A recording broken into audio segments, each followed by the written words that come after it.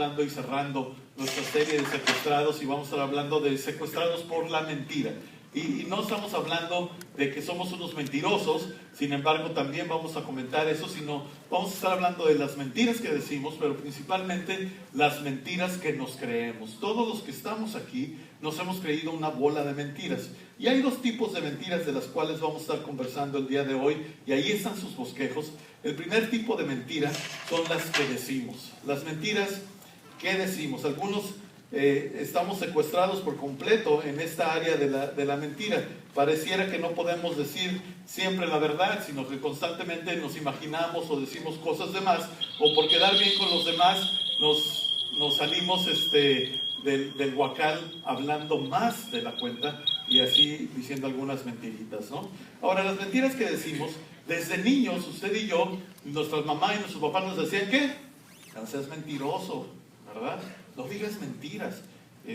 A mí me lo decían mucho porque era un niño muy mentiroso y aprendí a pagar con la vida de que las mentiras en realidad no pagan.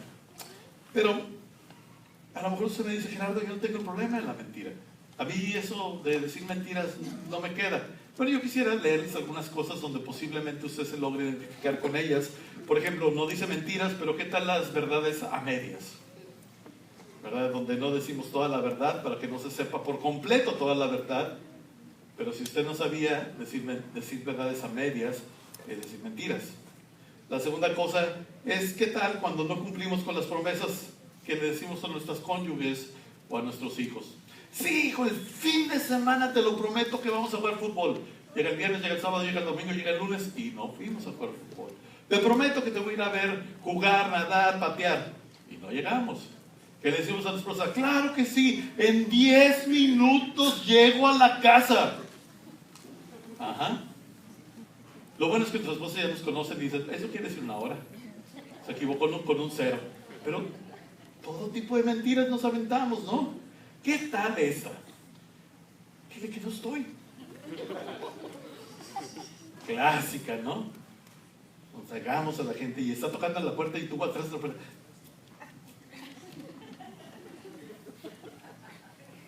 O la típica contestación de todos nosotros, ¿no? Y es una mentira que podemos decir que es una mentira piadosa. Cuando la gente dice, ¿qué onda? ¿Cómo estás? Oh, muy bien. Y estás destrozado por dentro, ¿no?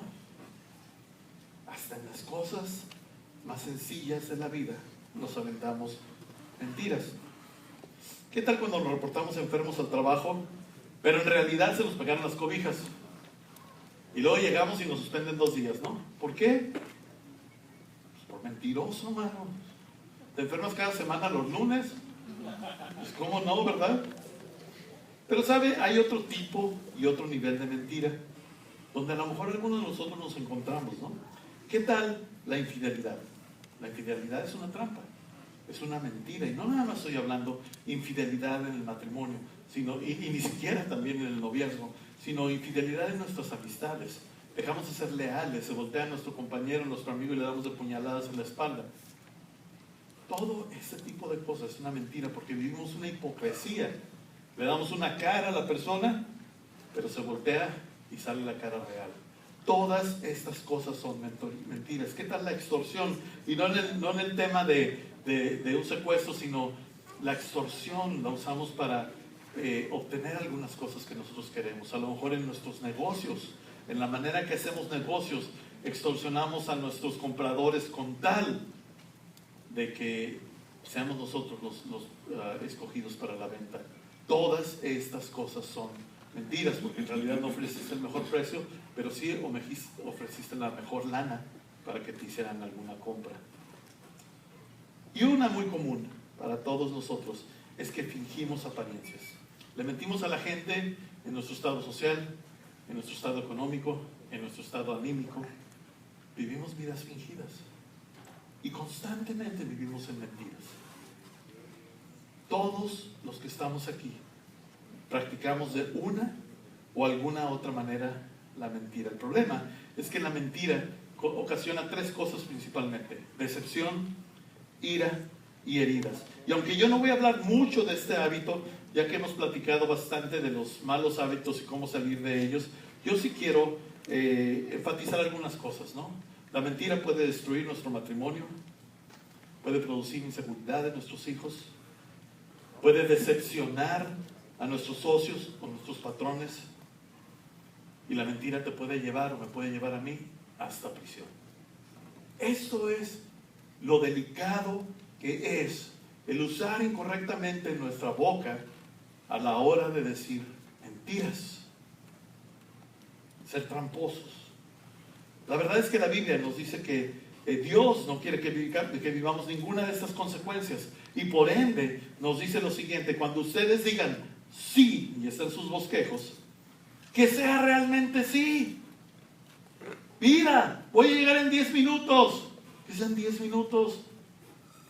Y si va a ser una hora, llego en una hora, perdóname. La verdad, que tú sí, cuando ustedes digan sí, que sea realmente sí. Y cuando digan no, que realmente sea no. Cualquier cosa además, así dice la Biblia, proviene del maligno. Y eso está en Mateos 5:37. Ok, el otro tipo de mentiras del cual quiero pasar el resto del tiempo conversando con ustedes son las que nos creemos.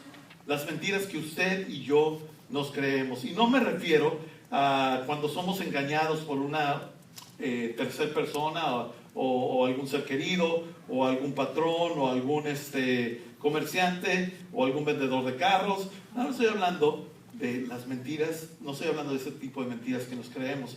La verdad, estoy hablando de las mentiras que suenan en nuestra mente. Aquellas mentiras que nos dicen: no eres digno, no eres suficiente. ¿Cómo te vas a acercar a Dios si vives una vida echada a perder? ¿Cómo es posible que vivas una vida de esta manera y seas tan irónico y creas que Dios va a voltear a tu vida y te va a ayudar?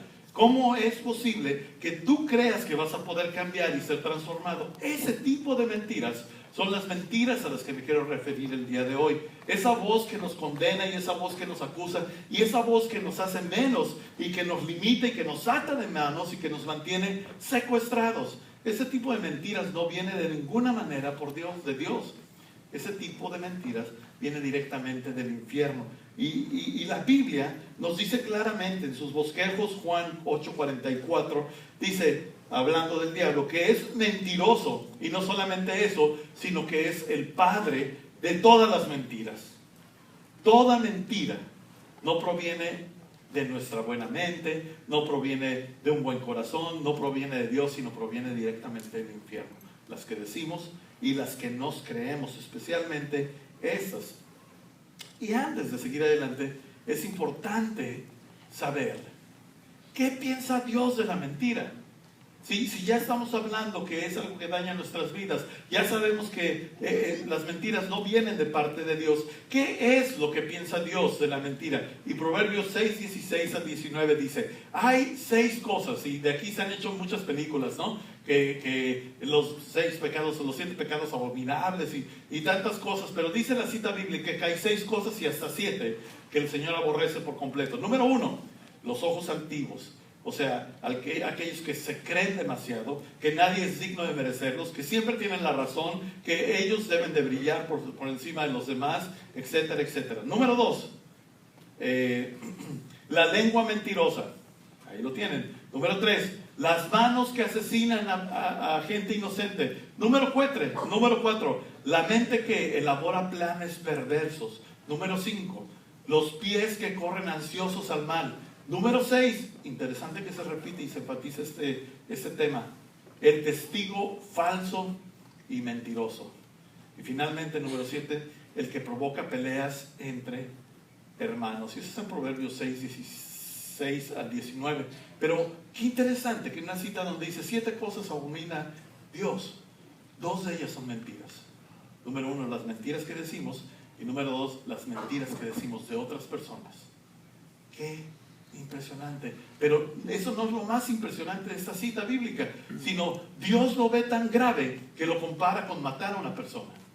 Así de grave lo cataloga Dios en su palabra. De esas 7 cosas que dice, esas son las que abomina Dios. Ahí se menciona el asesinato. En el mismo lugar que decir mentiras y mentir sobre otras personas. Dios detesta la mentira. las que decimos y las que creemos, porque ambas mentiras son destructivas. No hay ninguna mentira piadosa.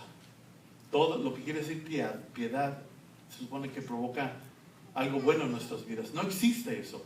Toda mentira lleva a destrucción. Ahora, en sus bosquejos, dice el punto número 1, o el romano, ¿qué mentiras nos tienen secuestrados? ¿Qué mentiras nos tienen secuestrados en nuestro interior? Ya hablamos de esas mentiras de que no eres digno, no eres suficiente, nunca vas a lograr, nunca vas a hacer, ¿cómo es posible que te acerques a Dios? Y todas esas mentiras que escuchamos continuamente en nuestra mente. Pero ¿qué hay de la mentira que nos dice, Dios no te puede cambiar? Dios no te puede cambiar. Es una mentira que escuchamos en nosotros. Decimos, es que yo no soy lo suficientemente digno para que Dios actúe en mi interior. Nunca voy a cambiar. Traducido puede ser, nunca voy a poder perdonar esta herida que tengo. Estoy demasiado dolido.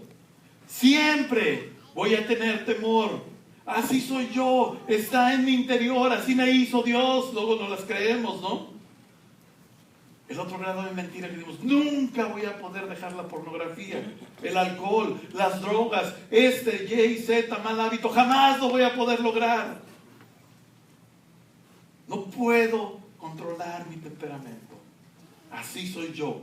Y las personas que me rodean me tienen que aceptar como soy. Mentira, mentira, mentira.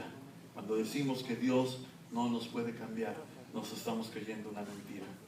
La Biblia nos dice algo bien interesante y no nos dice que no podemos lograr las cosas, no nos dice que no podemos cambiar, no nos dice que Dios no nos va a ayudar, sino todo lo contrario. Y me gustaría que leyéramos ahí en sus bosquejos Efesios 2:17, donde dice, pues somos la obra maestra de Dios. Él nos creó de nuevo en Cristo Jesús a fin de que hagamos las cosas buenas que preparó para nosotros tiempo atrás. Esta cita nos dice un par de cosas. Número 1, que Dios ha preparado cosas buenas para nosotros y no cosas que nos tengan secuestrados en nuestro interior. Dios no tiene preparadas mentiras para ti y para mí. Tiene verdades que liberan para ti y para mí. Y número 2, algo muy interesante que dice esta cita es que tú y yo somos su obra maestra. Una obra maestra, y en sus bosquejos debe de leerse, es el mejor trabajo de un artista. El mejor trabajo de un artista. Y todos conocemos obras maestras. Conocemos las fotos de la Capilla Sixtina. Conocemos, por ejemplo, las pirámides de Egipto, que son una obra maestra. Las pirámides que están en toda Latinoamérica.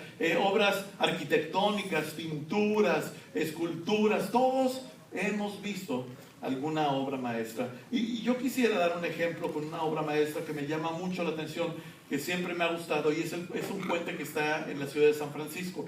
Ese puente se llama The Golden Gate y habla de la Puerta de Oro, ¿no? Y le pusieron así la Puerta de Oro porque es la entrada a la bahía de San Francisco, donde se soñaba el sueño dorado y muchos llegaban, etcétera, etcétera, y se llama la Puerta de Oro. Y ese puente, cuando se construyó, obtuvo muchísima oposición. Había gente que decía, no, es que si hacen un puente ahí, el clima húmedo y el mar lo va a picar todo el fierro y se va a destruir, se va a caer. Otros decían, no, el movimiento telúrgico de California lo va a terminar derribando. Otros decían, no, el viento que entra tan fuerte a la bahía lo va a mecer y lo va a terminar destruyendo. Resulta que ese puente está sostenido, tiene una longitud mayor de 2 millas y está sostenido únicamente por 2 extremidades. Y en medio de esas 2 extremidades hay un columpio de metal con cuerdas también metálicas que detienen todo el puente. Otros dijeron en los últimos años que ese puente ya estaba viejo, que había que actualizarlo, que jamás iba a poder sostener el peso del tráfico automovilístico.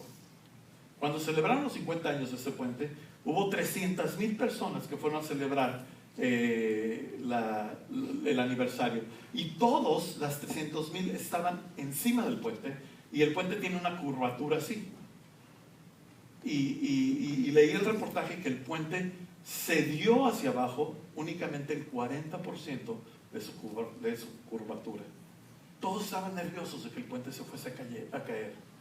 Sin embargo, si estuviera entre nosotros aún el ingeniero que lo construyó, el ingeniero que lo diseñó, Joseph Stratus, él nos diría que la gente duda mucho porque no sabe lo que ese puente puede hacer.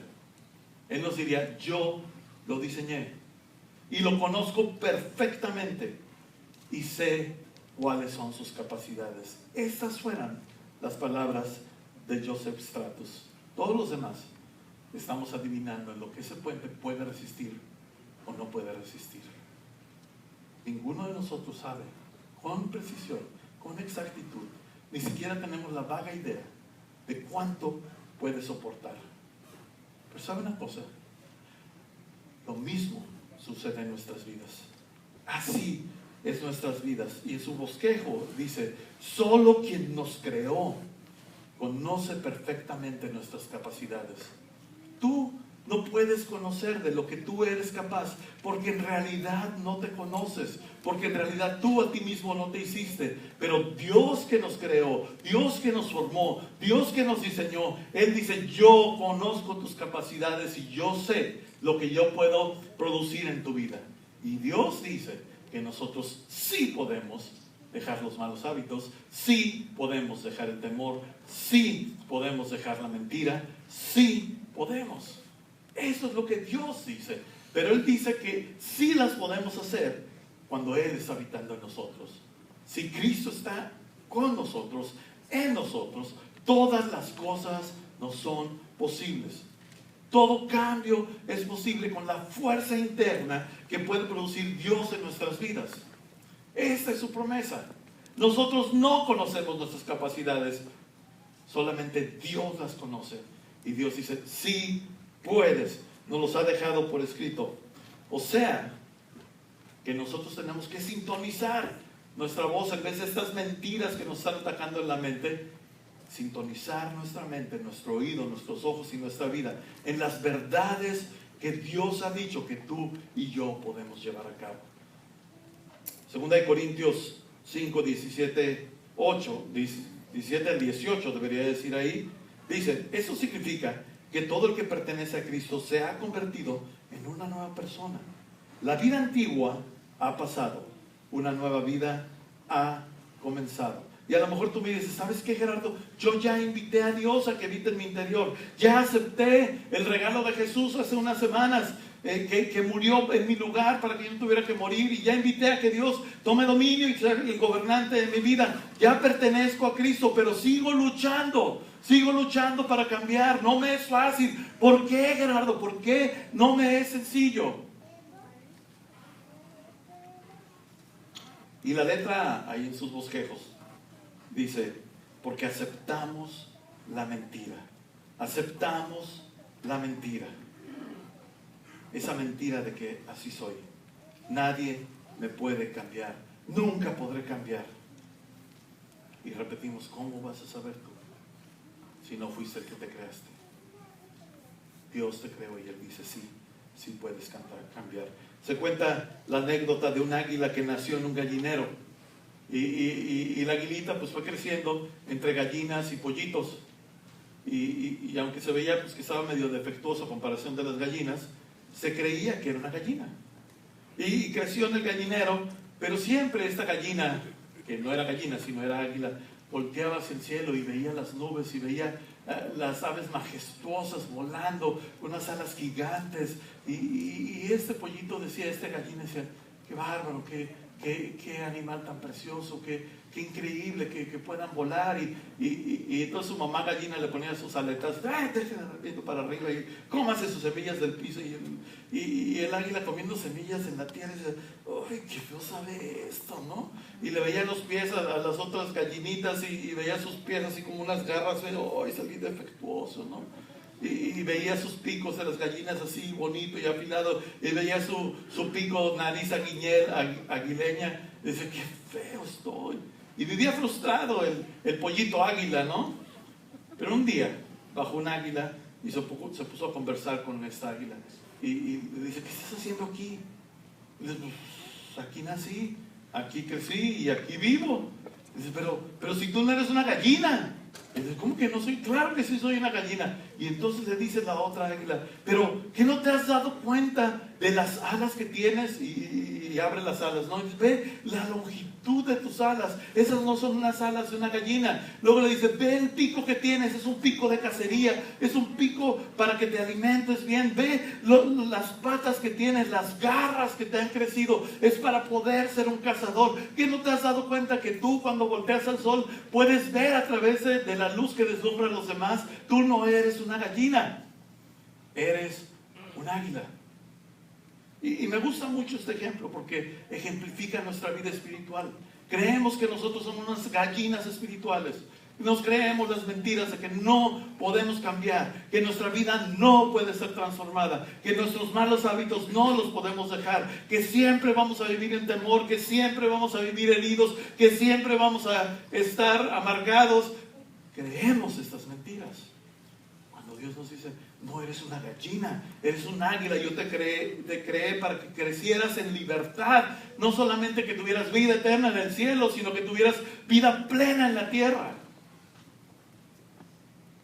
Tú y yo tenemos el potencial en Dios para poder transformar nuestra vida.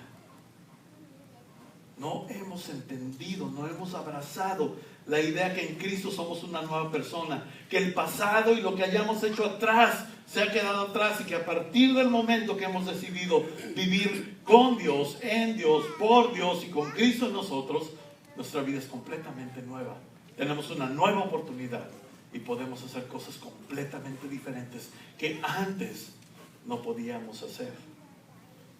Y es que el problema, y en sus bosquejos, la letra B, es que estamos usando las armas, la estrategia incorrecta. Qué horrible, qué enfado es hacer mecánica cuando no tenemos los instrumentos para hacer mecánica. Si a alguno de ustedes se les ha quedado el carro en la carretera, así entre el desierto de Cataviña y de Guerrero Negro, y si no sabe dónde es eso, pues está en un lugar muy feo ahí, muy caliente, con una carretera llena de víboras muertas y demás, 2, 3... bueyes tirados en la carretera pudriéndose. Bueno, posiblemente ha pasado además muy rápido con su aire acondicionado, pero yo en la chatarrita que me fui, pues no, ¿verdad? Y nos pasó de todo. Este tráiler que traíamos, lo jalamos y se le rompió la suspensión y yo no traía herramienta. Y le tuve que poner una cadena de tal manera para que las llantas quedaran derechas, ¿no? Y porque se había hecho así. Entonces le puse una cadena y si voy para enfrente, pues se va a mantener recto, nada más mientras no le dé reversa. Pero no tenía herramienta. Quería una llave para darle vueltas a los tornillos. Quería un tornillo para meterle la cadena. Y total, no traía nada. Lo único que traía era una de esas navajas multiusos, ¿no? Que le salen pinzas, tenedores, cubiertos y un plato ahí, y 3 servilletas y un picadientes, ¿no? De esas Swiss Army Knife, ¿no? Y yo dije, ¿cómo? ¡Qué frustrante! Y terminé haciéndole un nudo a la cadena porque no traía la herramienta adecuada. ¿Cuántos de nosotros queremos trabajar así nuestras vidas? Con herramientas inadecuadas. Y Dios nos dice que no debemos de trabajar con herramientas inadecuadas. La Biblia lo dice como un arma, ¿verdad? Pero nosotros debemos usar las estrategias de Dios. En el asunto del hombre interior, tenemos que tener el equipo adecuado, las herramientas adecuadas, las armas adecuadas para poder hacer cambios verdaderos en nuestra vida. Y 2 Corintios 10, del 3 al 4 dice, es verdad que aún somos seres humanos, pero no luchamos como los seres humanos. Las armas con las que luchamos no son las de este mundo, sino las poderosas armas de Dios, capaces de destruir fortalezas. Entonces, ¿cuál debe de ser nuestra estrategia? ¿Cuáles deben de ser nuestras armas para luchar en contra de esas mentiras que tenemos impregnadas en nuestra mente y en nuestra manera de pensar? Número 1, tomar cautivo todo pensamiento. Nuestra arma número 1 es tomar cautivo todo pensamiento. O sea, ya no vamos a ser cautivos nosotros, sino ahora nosotros vamos a cautivar todo pensamiento. La Biblia dice que destruimos argumentos y toda altivez que se levanta en contra del conocimiento de Dios y llevamos cautivo todo pensamiento para que se someta a Cristo, según 2 Corintios 10, 5. ¿Qué quiere decir esto de llevar cautivo todo pensamiento? Número uno, quiere decir arrepentirnos de lo que está mal, ¿no? Arrepentirnos, dar lugar a esos pensamientos y estos engaños. Número dos, adentrarnos en lo que Dios dice que somos. Y Dios nunca nos ha dicho que no vamos a poder, que no tenemos los elementos, que somos unos fracasados. Tenemos que conocer qué es lo que Dios dice que somos. Número tres, debemos que rechazar las mentiras, pero no nada más rechazar la mentira, sino rechazar la mentira con la verdad de aquel que conoce nuestras capacidades. Cuando decimos no puedo cambiar, tenemos que decir claro que sí, todo lo puedo en Cristo que me fortalece. Tengo temor. Dios no me ha dado un espíritu de temor, sino de valor. Tenemos que estar contradiciendo las mentiras que vienen y nos atacan. ¿De qué manera lo podemos hacer? Cada pensamiento y todo pensamiento que viene a nuestra mente, yo les decía hace unas semanas, lo tenemos que poner contra la palabra de Dios, así como si fuera una plomada para ver si ese pensamiento está derecho, conforme a la palabra de Dios, el manual de la vida, que es la Biblia. Dice la Biblia en Filipenses 4:8, concéntrense en todo lo que es verdadero, todo lo honorable, todo lo justo, todo lo puro, todo lo bello y todo lo admirable. Piensen en esas cosas excelentes y dignas de alabanza. Pero Gerardo, ¿cómo le hago? ¿Cómo le hago para conocer estas verdades que la Biblia dice? Semana a semana les hemos dado un bosquejo. La mayoría de ustedes se lo lleva, posiblemente lo tiene en la casa. Algunos de ustedes lo contestan y algunos de ustedes pues no lo contestan. Pero ¿sabe qué? Ahí hay como unas 10 citas bíblicas en cada bosquejo. Cada bosquejo que usamos, cada vez que conversamos aquí, cada vez que tenemos una conferencia, hablamos de las verdades que dice la Biblia sobre usted y sobre mí. Una manera muy fácil de empezar a apropiarse de las verdades es repasar esos bosquejos. Ver qué dice la Biblia sobre usted. Si usted tiene una Biblia, sería muy, muy extraordinario que usted tomara su Biblia y empezara a buscar qué dice Dios de usted. ¿Qué dice Dios de usted? Los bosquejos es un privilegio para nosotros dárselos, pero va a ser para nosotros algo extraordinario que usted los use en su vida diaria. Esos versos bíblicos son verdades. Aplíquelas a su vida. Crea esas cosas, deseche las otras. Entonces cada pensamiento que viene y dice eres un cobarde, yo no tengo un espíritu de cobardía. Y cuando viene el pensamiento de la ira y del enojo, tú vas a decir, yo no tengo nada por ofensa, porque es lo que dice la palabra de Dios. Nosotros tenemos que apropiarnos de esta verdad.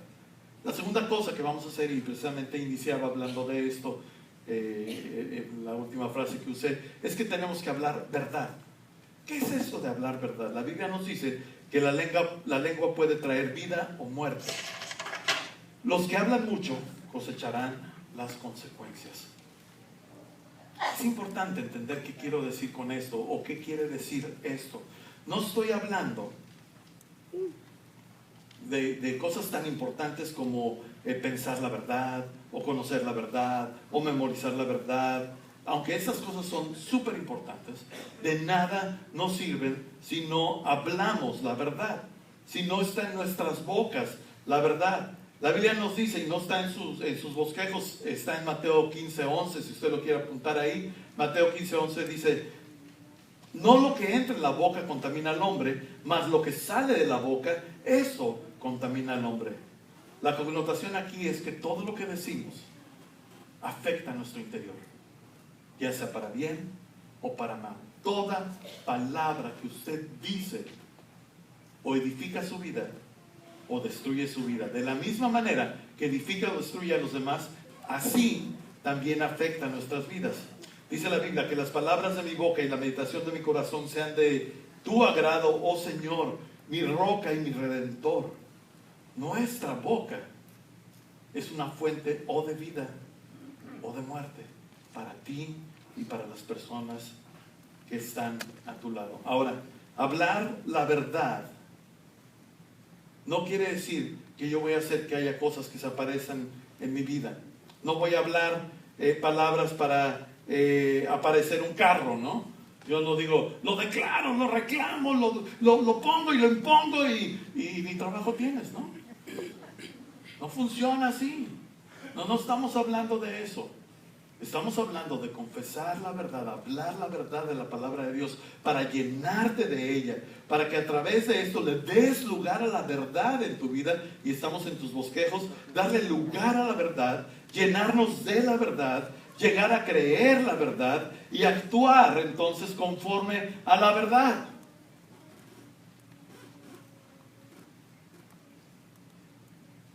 No se trata entonces de confesar algo a existencia. Es hablar la verdad para darle lugar a la verdad en nuestra vida. Si tú nunca hablas la verdad, nunca le estás dando lugar a la verdad en tu vida.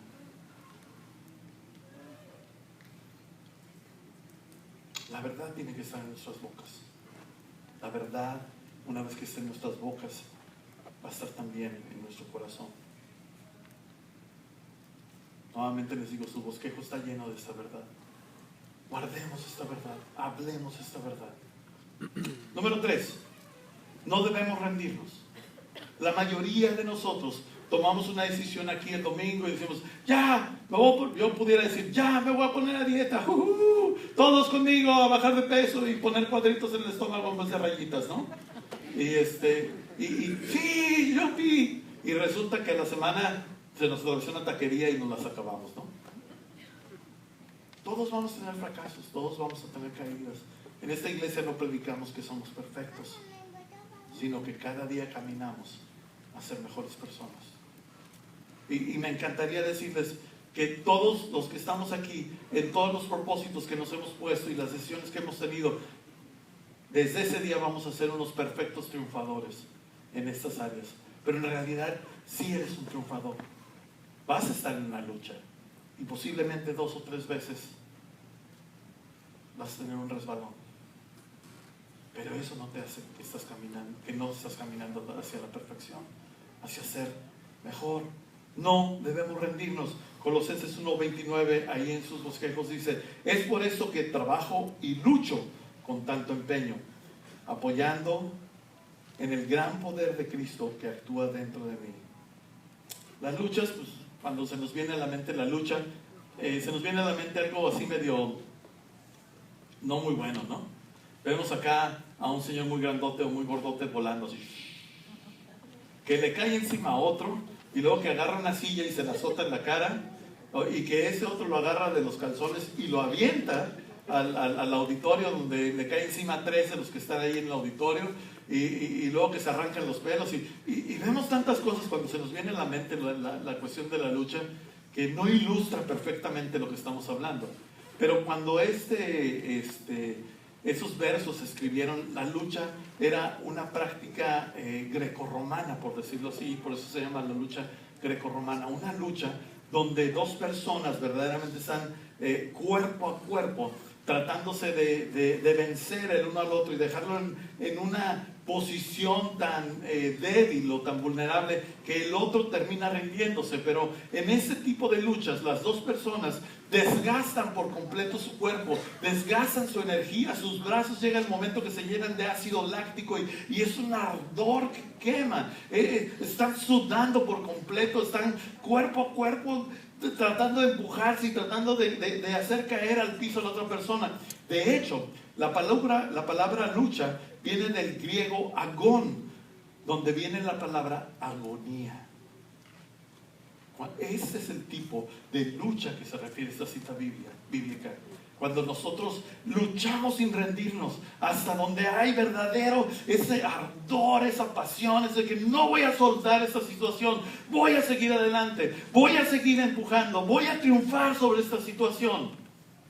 Esa es la lucha en la cual debemos estar usted y yo. No hacerle caso a estas voces que vienen y nos dicen que nunca vamos a lograr las cosas. No, yo voy a luchar y voy a seguir adelante y voy a triunfar sobre estas cosas. Cuando decimos que seguramente vamos a tener caídas, la Biblia nos da una respuesta y no está en sus bosquejos, está en Proverbios 4:26, dice, porque 7 veces cae el justo. Y la segunda parte me encanta, porque dice, y vuelve a levantarse.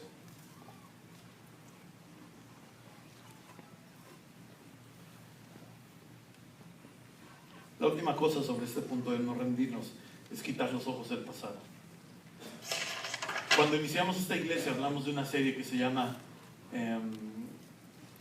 5 pasos fáciles para destruir tu vida. Y uno de esos hábitos es no dejar el pasado atrás.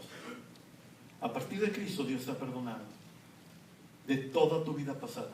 Todo lo pasado que quedado atrás, eres una persona nueva. Definitivamente tenemos que reparar algunas cosas que hemos echado a perder con nuestra vida pasada. Pero Dios no te condena. Dios te acepta y te dice así como vienes, lastimado, herido, dolido, con inseguridades o con seguridades, con habilidades o inhabilidades, yo te acepto, te abrazo. Ese es el Dios en el que hemos creído. Pero tenemos que quitar los ojos del pasado y dejar de pensar que porque crecimos o porque nos hicieron o porque hicimos, ahora tenemos que hacer, decir o hacer otras cosas. Tenemos que quitar nuestros ojos del pasado. Y la Biblia nos dice, pero una cosa hago, olvidando ciertamente lo que queda atrás y extendiéndome a lo que está delante, prosigo a la meta, al premio del supremo llamamiento de Dios en Cristo Jesús. No solamente la Biblia nos dice, quita los ojos del pasado, sino nos dice, pon los ojos hacia el frente, pon los ojos en la meta y deja de vivir en el pasado. Nuestras metas que hemos tomado a través de estas 5 conferencias de despojarnos del secuestro, las podemos cumplir si mantenemos nuestros ojos en la meta, si no nos rendimos, si luchamos con toda intensidad, si confesamos y hablamos la verdad.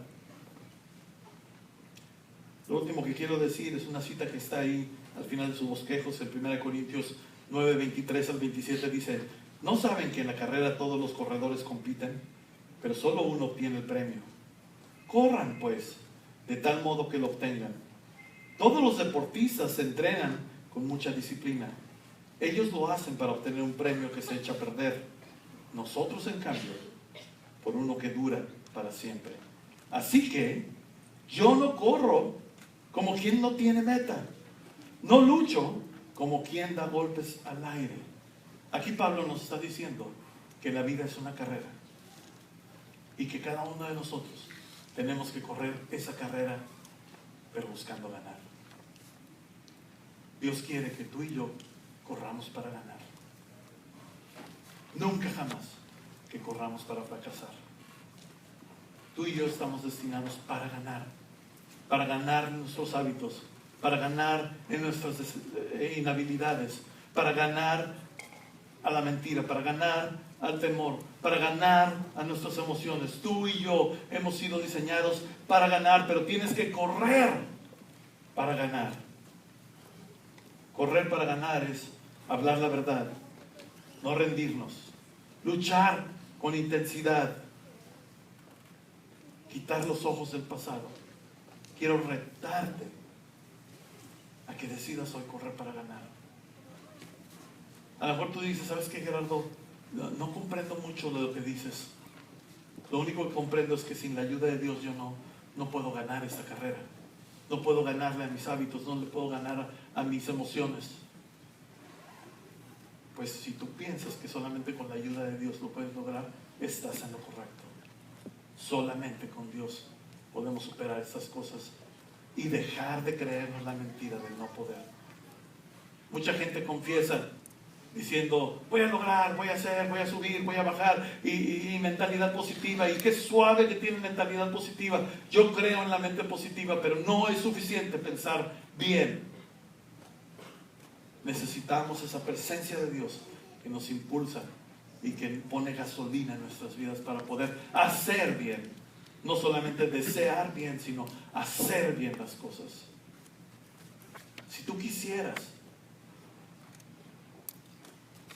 decirle a Dios: ven a mi vida y ayúdame, solamente hay una manera que eso sucede, y es diciéndole a Dios: yo creo que tú te hiciste hombre porque me amaste, y para que yo no tuviera que estar fuera de tu presencia, tú moriste por mí, para que yo no tuviera que morir.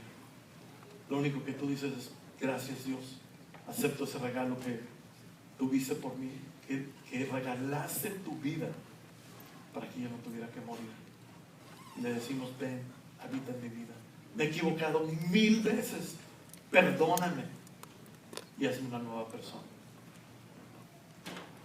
Dios es un caballero, jamás se va a imponer en tu vida, pero si tú lo invitas, Él va a habitar en tu interior, porque es el día de hoy, ha habitado a tu alrededor, pero Él desea apasionadamente darte su presencia en tu vida y esta fuerza, esta energía de la cual habla la Biblia, que su espíritu es un espíritu que trae valor, amor y dominio propio. Si tú quieres esto en tu vida, yo te pido que en tu mente repitas esta oración conmigo.